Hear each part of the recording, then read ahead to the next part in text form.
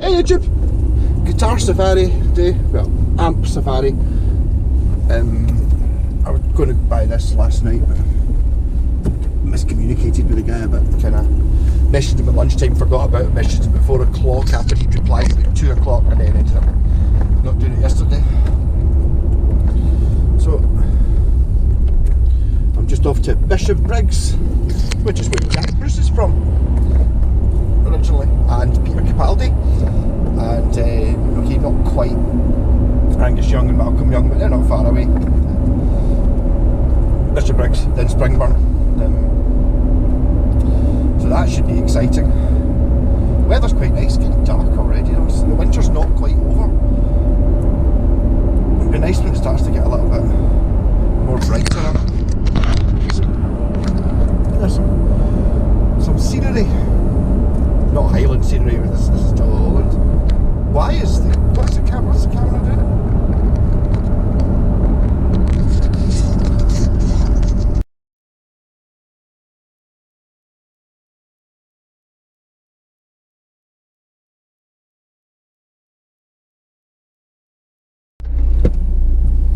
Yeah, it's a really nice little bit here. We've got our own wee swamp. Aye, the guy was lovely. I took the wee red bass, a power, a kettle lead, and a lead, just to try it out. Fucking sounds brilliant. Not even a hint of a crackle, just turned it on, it's just like, boom ba, there you go, perfect. And it's a good wee amp.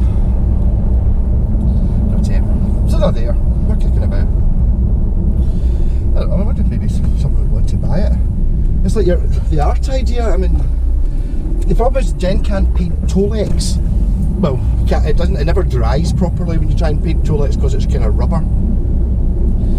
So we're not paying any attention to how to actually get out of this place.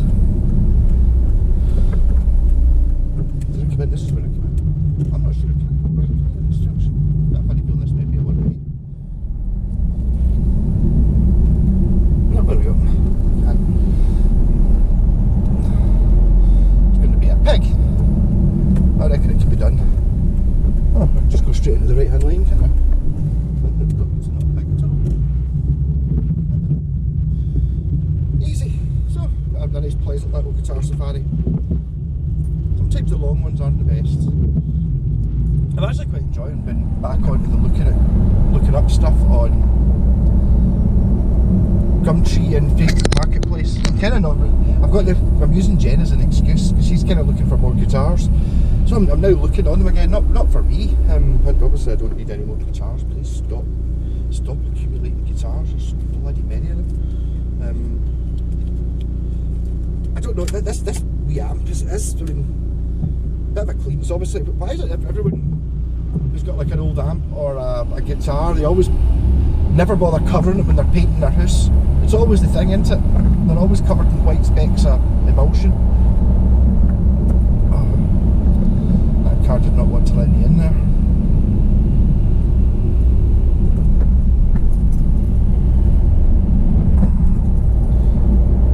That damn cloth, be lovely. And then I'll probably fit the external speaker socket to the back of it, just because I'm pretty sure I've got one lying about. That would it just doubles up its usefulness. Can I make it work the other way as well? What use would that be? The 20 watt bass amp is. So I don't know. It would cost me another socket. I'm thinking if I put like a socket for the output of the amp and then a socket for the input of the speaker, it costs 2 sockets, just use a patch cable. Or do I just put a bypass socket straight in the back so you can use the speaker? I think it's only an 8-inch, but my thinking is if it's an 8-inch speaker designed for bass, that's probably better than, and it's in a decent amp. Obviously when I looked up the amp, I found somewhere selling it for 225 quid. Like from some sort of school supplier thing. Because I mean it's like the 20 watt. The thing I like about that size, the 60 watt was borderline. It was much bigger, 3 times the power, but it wasn't quite big enough to gig with. So there is a point where you just go, well, what's the point? If you can't not really going to keep up with a drum kit. What's the point of being bigger than that? If you're that kit, obviously at 20 watts, get a good sound, easily able to keep up with anyone, you know, anything you're doing in the house. You know, I normally kind of tend to be sort of jamming in the house things with when you've got a drunk person, pure battering an acoustic guitar, open chords. Kind of, you know, that's my stipulation for small amps, like maybe battery powered amps and stuff like that, where you're taking them out if you're going camping or something. You've got to be able to, the thing you can't really set the volume at is a drunk person battering away open chords on an acoustic. You know, you can try, it's the same thing, it's just the thing that happens with people who haven't played guitar for very long, or they're not very good, they're not really interested in it. They aren't able to play it at half the volume. Can you play it a bit quiet, I can't hear the bass? No. What?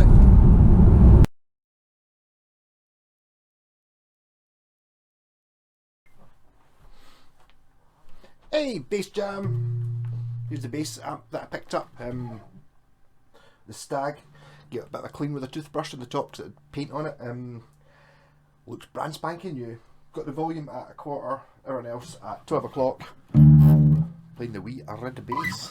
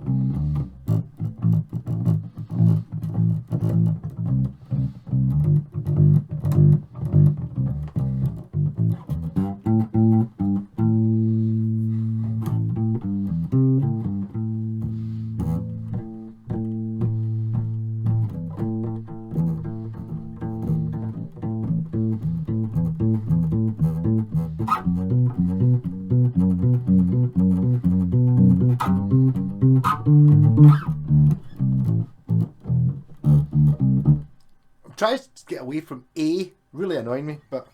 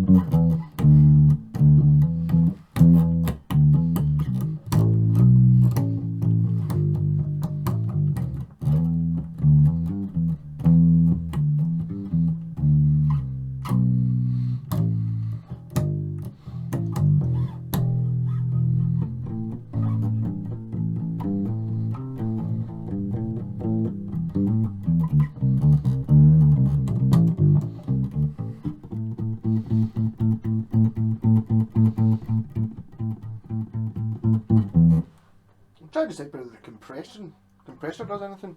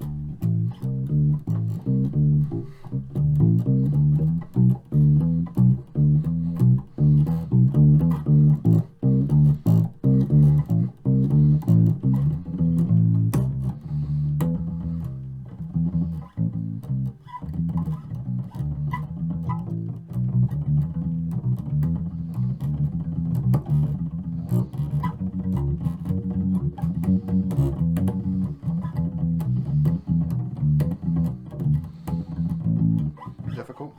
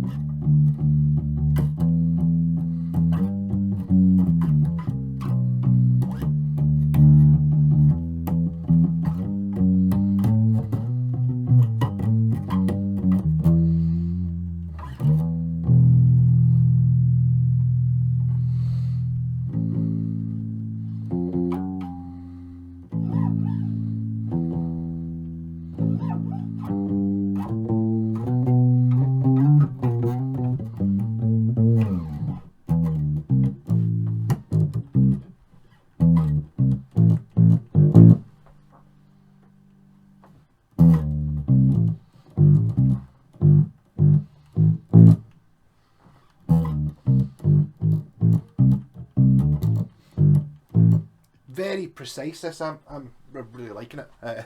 I did have one before. I had this exact one, the 20 watt, and then I had the option. I saw someone selling the 60 watt version, which I liked as well. Had a 12-inch speaker. I think it's only get an 8-inch or a 10. Can't remember.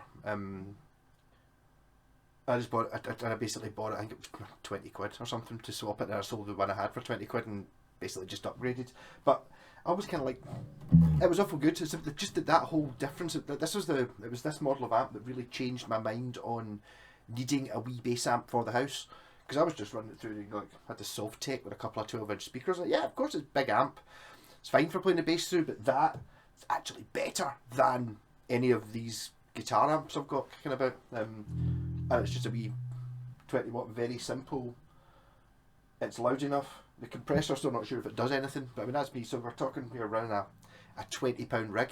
Okay, this bass has got a different bridge on it, but the bridge that was on it worked. It's got different tuners on it, but the tuners that were on it work, so neither of them made any difference to the sound. It's obviously got tone paint on it, so it sounds better, and it's got a Washburn pickup in it, but the pickup that was in it was all right.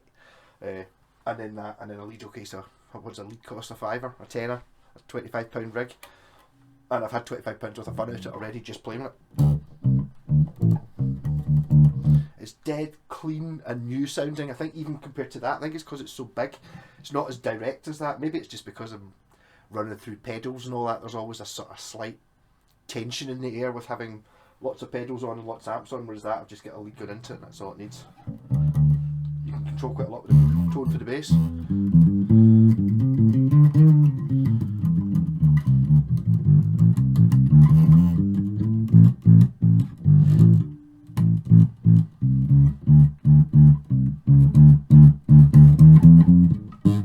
It's actually started vibrating the wall again, which some amps do. Just to move it a wee bit.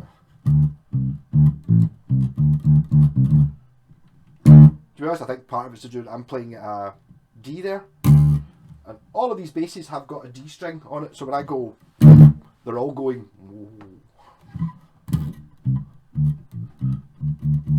That means I should maybe be playing in a key that none of them have. See if it does the same thing.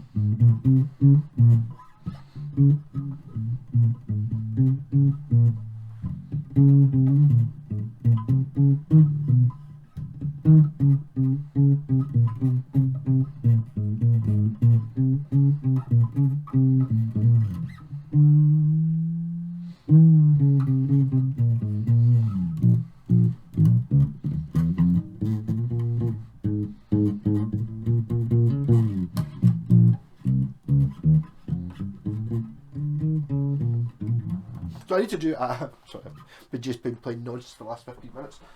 I need to try it out against the wee microcube, see if it's actually better than that.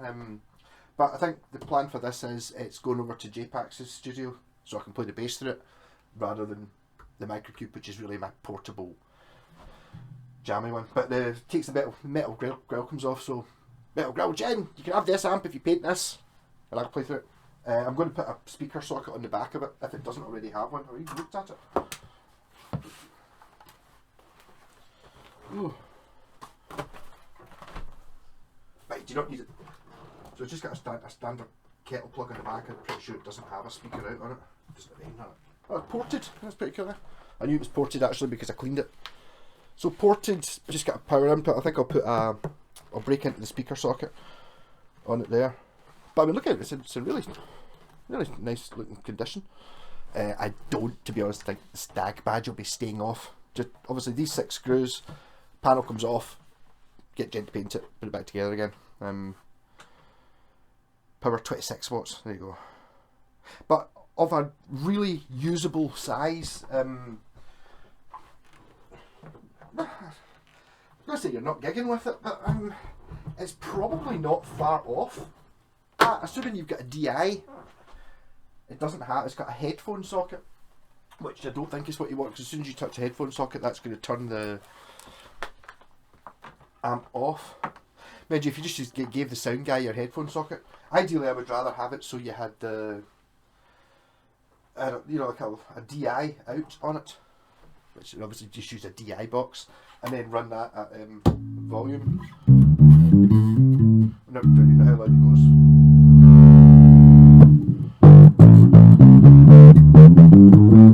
It's quite loud,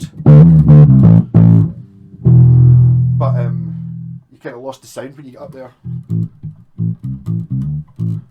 I think that's maybe why I'm actually enjoying it so much. It's totally capable of creating really good fat bass tones very quietly. They're still coming through. With a big amp, with a 15-inch speaker, I think you need to be pushing more air through it to actually make the speaker move properly to get it to work.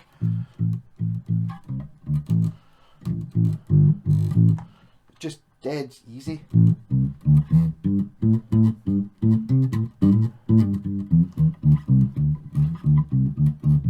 Pure studio grade.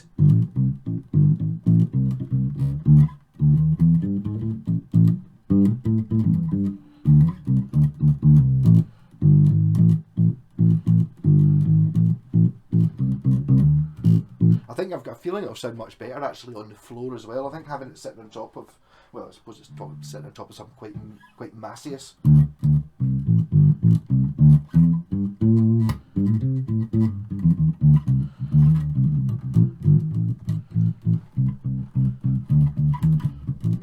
So advice there is keep an eye out. I've never actually tried the guitar amp versions of it. There's quite a lot of these available. It's at least, you can at least get a 20 and a 60 because those are the two I had, and I think there's 100, but there might be ones in the middle. There's also guitar amps. You can tell them by the way they say GA. This is a BA. Actually, I saw the advert. Well, you've seen the first half of this video. I saw the advert, and it was a amplifier for guitar, and it was like the one photo wasn't in focus enough for me to read it. I'm looking at it going, it's only got one channel. If it was a guitar amp, I would expect a sort of switch for a distortion or something. And I was like, I could see something along was written as like compression. That is the one I had. It's a bass amp. So I took a cable over and bought it. Took over this bass. Got a reaction from his kids who were sitting up here. Yeah, I just brought a bass, and I just look at it and goes, just like, yeah. Because you kind of forget these things. Forget you're walking about with a, what did you decide it was a £500 J-Pack that I've got, I just flung in the back of my car, and actually it scraped in the back of the seat and it scraped it a wee bit there, so but it's a real one. Yeah, so I'm going to actually just end up playing the bass a lot more. My bass week has done kind of what I meant it to do. I was like, yeah, I'm going to put all basses up so I get a bit more back into the bass. But look at the way this is reacting with that daylight bulb. Awesome. Kind of a part of me wants to take this into the studio when we're back in the studio with the Sabbath band, just to disappoint Craig, like the guitarist, who's got a new he's got a new SG, which I think will probably almost be up running. He bought the Tony Iommi pickups and stuff like that. And I was talking about building a pedal board and all that stuff, and going in, and it was like, turn out that pure ass, what bass you got? And it's like, I brought the tenor one. He's just gonna go, oh. He never says anything. You just see his heart kind of sink a little bit when I was at that gig. I was like, I'm just going to use this bass. And he's like, oh yeah, cool. Rock on, catch you later.